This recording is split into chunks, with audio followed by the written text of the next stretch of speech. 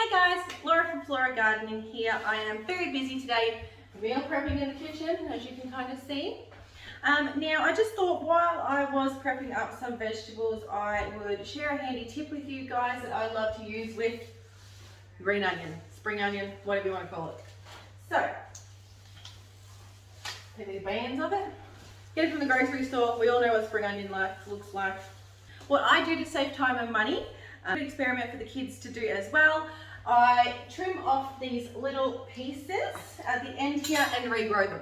So, I start off with, moving this damn chicken out of the way. I start off with a nice tub of premium soil or potting mix in here. I take and use my green onions and chop away and use whatever I need to do in the kitchen. And then I will just take off this little bit here, just the roots. I'll show you in a second. Maybe leave half a centimetre above the roots there, so it's just that little bit.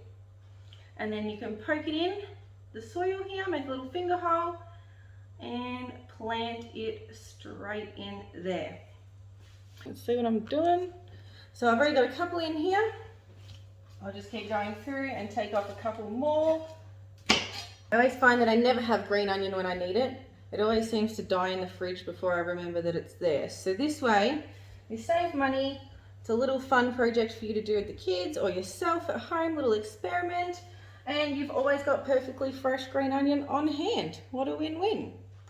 I will update you guys in a couple of weeks on the growth of these little guys, and we'll go from there. But that's it. So I've chucked them all in there. They're all nice and planted with the top sticking out.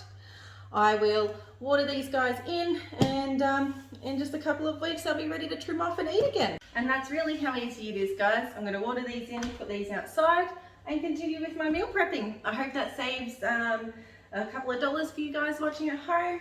I hope it's a good little project for you guys to experiment and try out. Let me know how you go in the comments below. But yeah, I'll update you guys in a couple of weeks and show you what they look like. Better get cooking.